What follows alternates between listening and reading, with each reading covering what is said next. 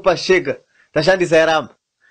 Saka manje piracy nokuti inini ndichitarisa nemabatiro atitoongoma nemafambiro atitiita nemhanzi zvinoratidza kuti dai pasina piracy dzimwe nhambwe tine mangoma assets akaraudzira. But piracy inotora mari yedu, vanotora mhanzi dzatinotsikisa dzimwe nhambwe tinoshandisa mari yakareba pakunotsikisa mhanzi kubva pamapractice kusvika kustudio, mastudio fees imari yakawanda zvisingaiti, asi vanotora CD yoritengesa ne5 rand CD rimwe chete. Saka ipapo panotirwadza nokuti hapana chinovarwadza ivo sevanhu vanenge vangotorawo zvavo vachitengesa. Asi chekuita so far panyaya yepiracy pari kutinetse hapo, asi tinongoimba kuti Mwari vanongotipawo zvishoma zvinoenderanawo nokuti tiswaridzwe music, ende iyo piracy inoziva kuti tiswaridzwe music, zvaona kuti Mwari havazotisiyiwo zvavo tichishayiwa. Tabva ipapo ndinoda kuti ndichasiya macontacts matatu ekuti vatsigiri vemambo azvo, mapromoters vafarirawo orchestra mambo azvo nevanenge vane zvavanenge vada kutaura kusanganisira vari pasi rese vangada kutaura nesu vakasununguka kutaura pamacontacts iwayo. Contact yekutanga ndo yangu ini Albert Gadzi inova iyo 0735 008 084 0735 008 084 ndo yangu inini Sagadzi. Koya ya manager Richard 0771 605 939 0771 605 939 ndo ya Richard. Koya yechitatu ndiye Alfred Gadzi, ndiye umwe zvekare anenge ari pedyo neni 0776 604 845 0776 604 845 ndo macontacts atokwanisa kubatika live ekuti chero nguva vanokwanisa kutibata. Ya Richard manager inobatika pa WhatsApp zvese vanoda kufona direct, kweta ya Alfred inobatika zvekare pa WhatsApp zvese ne direct. Ndinotenda nenguva yandagona kuwana kuti ndigone kusanganiswa nemi muchinzwawo pfungwa dzangu. Murambe muinesu, Mwari akuitire zvakanaka. Tinoshuvira kuti nevasati vanzwa mhanzi dzedu vagone kusangana nadzo mukufamba. Mwari atiitire zvakanaka. Ndichitenda ukama huripo pakati pedu nevashamariri vedu, ndichitenda zvekare vanotitsigira vanoshambadza miziki yedu matimana enyika. Ndinotitenda ndichiti dai Mwari akuitirai zvakanaka. Ndinofara, ndinoshuvira kuti tisvike kure, Mwari achitichengeta, tizoramba tichisanganiswa nekusingaperi. Mhuri yeZimbabwe tasvika kwamvura yacheka makumbo chirongwa chanhasi. Bana ndiri kukurukura namukoma Albert Gadzi vanotungamira chikwata cheorchestra mavambo azvo. Ndavabata zvangu vari pamaraini pavo padhuze nepaDZ apapa paTenworld ndo pavanogara zvavo paTenworld apapo. Otherwise ndinodaira kuti maitirwa zvakanaka. Zvakuitika panapa ndezvekuti ndikange ndakwanisa kuwana umwe muimbi tichange tiri kuzokurukura naye tozomunza pachirongwa. Ndinodaira kuti maitirwa zvakanaka. Ndiri kukusiyirai kambo kanonzi Wega Musango ndokandakusiyirai kubva paalbum rimwe chetero, album rakabva kuburwa manje manje rinonzi Pausawira.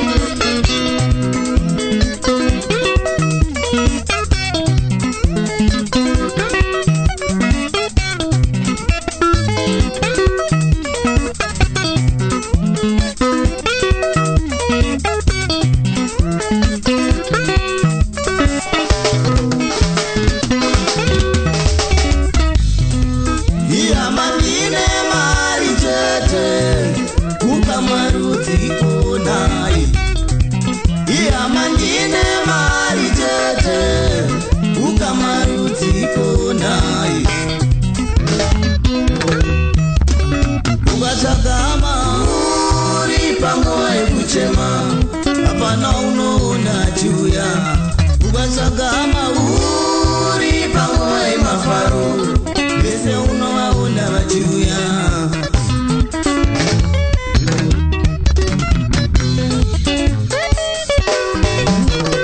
tambai mose mumwa nemari mumwe asina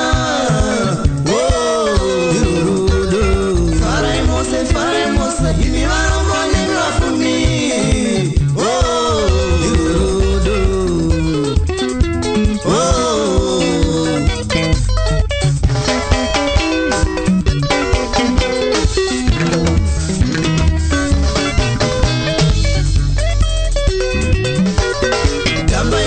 tambai mose mumwa nemari mumwe asina farai mose imi varombo nemi vafumi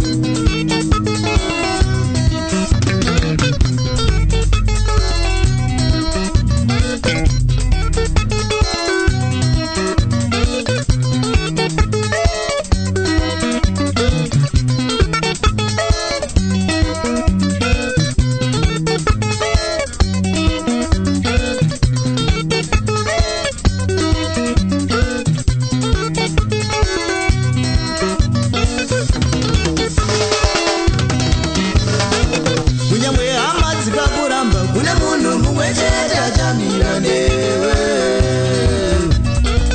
kunyamwe hama dzikakuramba kune munhu mumwe chete achamira newe iwe uimbe naye munamo mukushaya mukusekwa ndiye achakupa zvese iwe uimbe naye munamo mukushaya mukusekwa ndiye achakupa zvese iwe uimbe naye namo mukushaya mukusekwa ndiye achakupa zvese